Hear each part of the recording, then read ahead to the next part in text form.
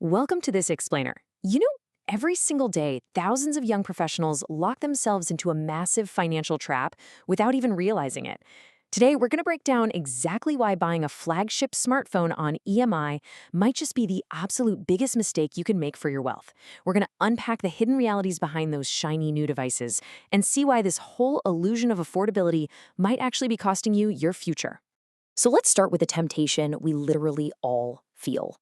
Every single year, brands launch these massive 1 lakh plus phones, like the newest iPhone Pro Max or the Samsung Ultra. You see the perfectly lit ads, the cinematic hype, your favorite influencers unboxing them, and instantly that thought crosses your mind. Should I get one? It's completely natural to feel that pull. We all want the latest and greatest tech in our hands. Section 1. The allure of new phones. The 1 lakh plus temptation. Section 2. The EMI trap uncovered. The illusion of affordability.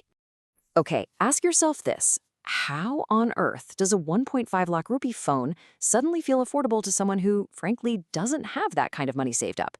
Most of us simply don't have the cash to buy it outright. But then, our brains click onto this incredibly dangerous psychological trick right at the checkout page. The trick? The no-cost EMI. Suddenly, that terrifying massive price tag completely vanishes, shrinking down to just 5,000 rupees a month. You do the quick mental math, you look at your monthly salary, and you think, yeah, I can easily squeeze out 5,000 a month. It sounds completely painless. But just like that, you're locked in, totally blind to the true cost of what you've just agreed to. But wait a minute.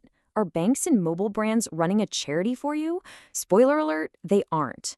Honestly, ask yourself if the mobile companies, the shopkeepers, and the banks are genuinely sitting there trying to do you a personal favor by making these flagship phones affordable. They are in the business of making money, and ultimately that money is coming straight out of your pocket, month after tedious month. Section 3. Phones are depreciating assets. Value versus reality. Really think about it. Compare a basic 30,000 rupee phone with a flagship 1.5 lakh phone. Guys, both phones send the exact same WhatsApp messages. They play the exact same Instagram Reels. The basic utility is identical. Your texts don't magically arrive looking more grammatically correct or expensive. Your memes don't load with higher emotional impact. You're paying a staggering premium for a very, very minimal functional difference in your everyday life. Now, people often try to justify this by saying, well, hey, a car is a depreciating asset and we buy that on EMI. But look at the difference in actual utility here. A car genuinely upgrades your family's lifestyle. It allows 4 people to travel safely together in extreme weather over really long distances. A flagship phone, it offers zero real lifestyle upgrade. It's literally just a screen in your pocket doing exactly what your old screen did. To put this into perspective, would you ever buy 1.5 lakh rupees shoes or a 1 lakh rupee t-shirt on a 24-month EMI? Of course not. That sounds insane, right? It perfectly highlights the absolute absurdity of committing your hard-earned future income to a rapidly depreciating fashion statement. Yet, for some reason, we have completely normalized doing this exact thing with our smartphones. Section 4. The debt snowball effect. The cycle of consumer debts. Here's how this timeline actually plays out. Today, you get that amazing dopamine hit of unboxing a brand new phone. It feels fantastic. But fast forward to month 6. Maybe your rent goes up, maybe you face an unexpected medical expense, or your income shifts. Guess what? Your EMI doesn't care. It demands to be paid. And by month 24, the phone screen might be scratched, the battery is dying, and there are literally 2 newer models out on the market. It's practically outdated, yet you're still rigidly chained to paying for it.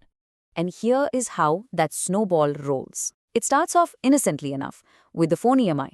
But because you've normalized having that monthly payment, you think, hey, since I'm already paying EMIs, I can probably manage a laptop EMI too.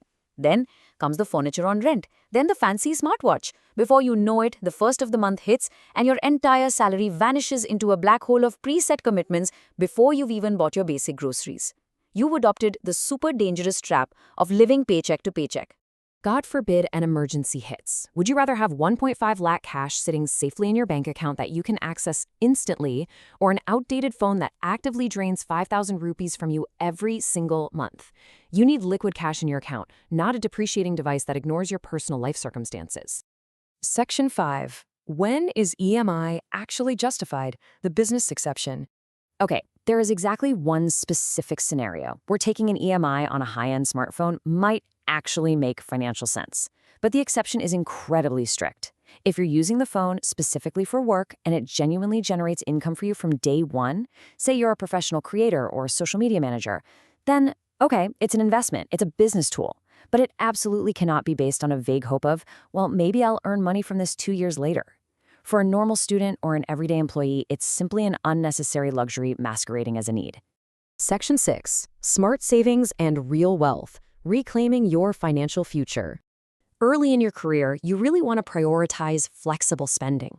Invest your hard-earned money into your health, like a gym membership, or into experiences, like traveling with your friends. Why? Because those expenses are flexible. If times get tough or you just have a bad month, those can be easily paused or canceled. A rigid, unforgiving EMI contract, that cannot be paused just because you need a break. So, here is the ultimate rule of thumb. Wait until you have enough liquid wealth to buy the phone outright in cash.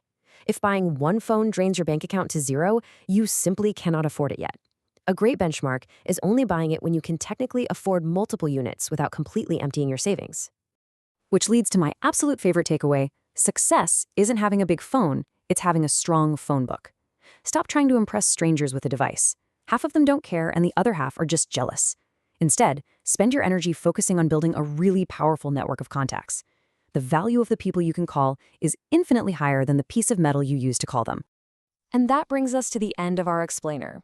I'm going to leave you with this provocative thought to challenge how you navigate your next big financial temptation. Will you invest your next paycheck into your future or into your phone brand's pockets?